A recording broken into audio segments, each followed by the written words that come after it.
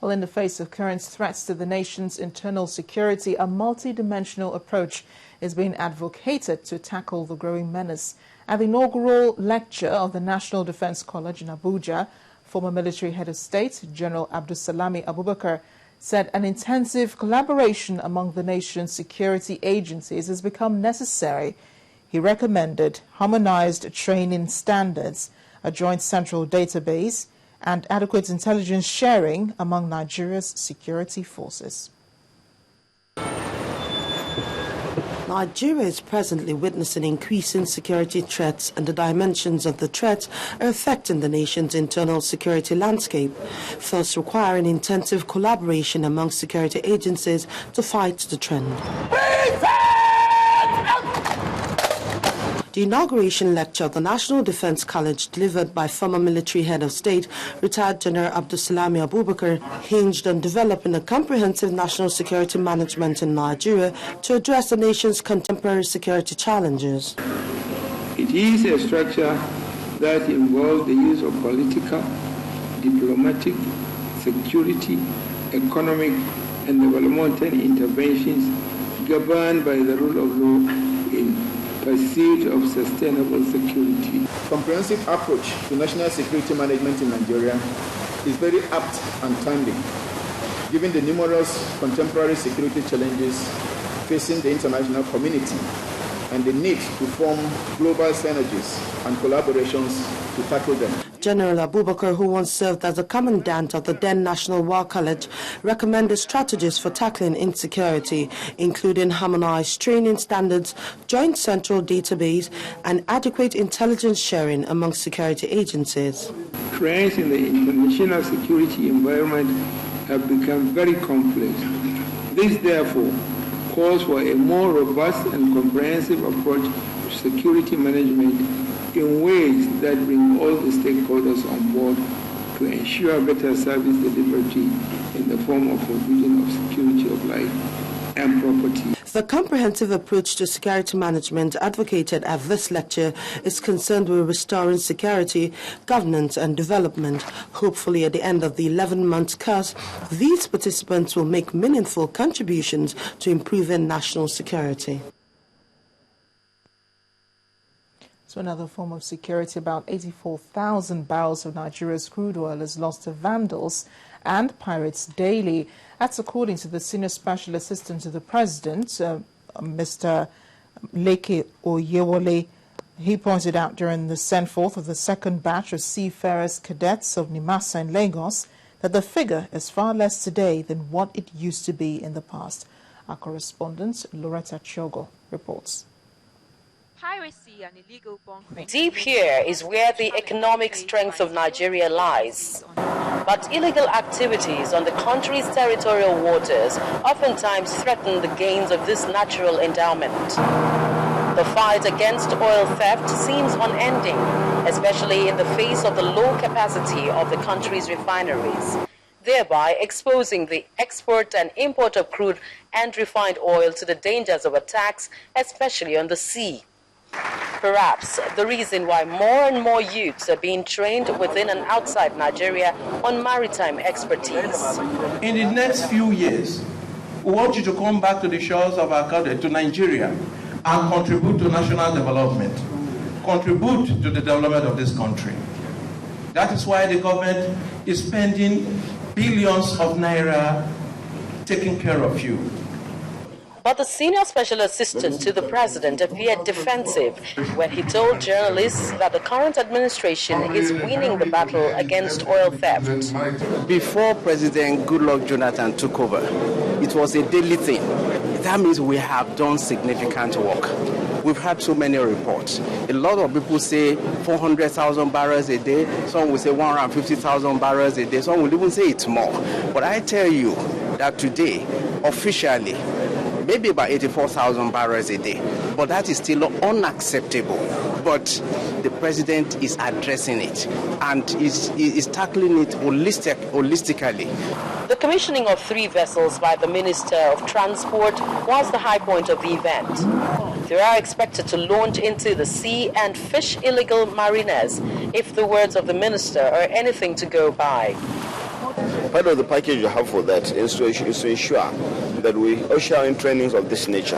Of course, we require a lot of equipment, platforms, and vessels to do this successfully. So Government is poised to achieving this. what kind of vessels are you commissioning today, and what is going to be their work? They are security vessels, yes, for enforcement. Thank you. The 605 cadets are expected to depart the country from 8th of October to return in 4 years' time. Loretta Chiogo, Channels Television News. Meanwhile, 11 governors under the name the Progressive Governors Forum have frowned at the denial of a debt of 2.3 trillion naira allegedly owed the federal government by the Nigeria National Petroleum Corporation. The governors, in their response to a statement credited to NNPC's Acting Group General Manager, Public Affairs, Ms. Tumini Green, said the corporation is being economical with words, insisting that the body still owes. The group is asking the NNPC to disclose publicly how much it realized in oil revenue on monthly basis since January 2013. Also, they're demanding a report on how much has been paid to the government and how much has been paid to settle subsidy debt. The governors also want published information on the cost of operations and losses incurred since 2013. The progressive governors are Adams Oshiomhole of Edo State, Kashima Shettima of Borno State, Kayode Fayemi of Ekiti State, and Lagos State Governor Babatunde Fashola. Others are Tanko Al-Makura of Nasarawa State, Ibikunle Amosun of Ogun State, Rauf Aregbesola of Osun State, Governors Abiola Ajimobi of Oyo State, Ibrahim Gaidam of Yobe State, and Abdulaziz Yari of Zamfara State, who endorsed the joint press release. Aviation now, and the Minister, Ms. Stella Oduwa, has made some clarifications on the suspension of Dana Airlines, as well as criticisms that she paid so much more attention to renovation of structures and the safety of the nation's airspace. Ms. Oduwa told State House correspondents that certifying and recertifying of airlines is a continuous process and could lead to the suspension of the operations of any airline at any time. The Aviation Minister described the recent crash of the Associated Airlines as unfortunate, insisting that the Nigerian airspace is safe. Their license was not stopped. What was stopped was their operation, and it was stopped because the law says that if there is anything noticed not to be in tandem with the policy, the regulator must stop and recertify to make sure that they are in compliance. You cannot have security and safety without funding it. It has to be funded. If you take safety, for instance, you need to have infrastructure that addresses that. If you're talking about security, you need to have infrastructure that addresses that. And all that must be sustained and must be maintained. And if you do not do that, then you're just not being sincere. Well, following the suspension of Dana Airlines operations, the airline has said the suspension came to it as a shock, but insists it will abide by the rules that guide the intended operational audit. The airline has begun refunding passengers who earlier booked flights. Dana Airlines passengers at the Murtala Mohammed Airport 2 in Lagos were indeed seen collecting their ticket refunds when Channels Television visited. Air travel is said to be the safest form of transportation globally. Here in Nigeria, 2 crashes in 16 months call for concern. So, to ensure safety standards, according to the federal government, Dana Air's operations get a suspension, which the airline describes as shocking.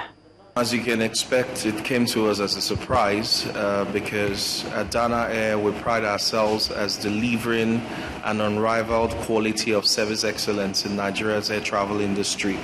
And to get the directive from the NCAA, from the Blues, to suspend our operations was a shock to us. For Dana passengers who had booked flights, a refund is in sight. I'm supposed to have a return flight from Lagos to Abuja, I think a 2:40 flight, and I received an SMS that it's been cancelled. So I came over to the airport to see what's happening, I first of all checked online, and I was referred to come to collect refund at the airport. The whole thing shows that we are not serious yet. Okay?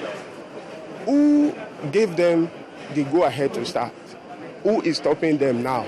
It means they didn't do a thorough work before they were given go-ahead to start again. That means only God saved us between then and now. So why do we keep on wasting ourselves? That's the question. Let's do things right. While these passengers receive their refunds, they also add that aviation authorities should overhaul the industry for better performance.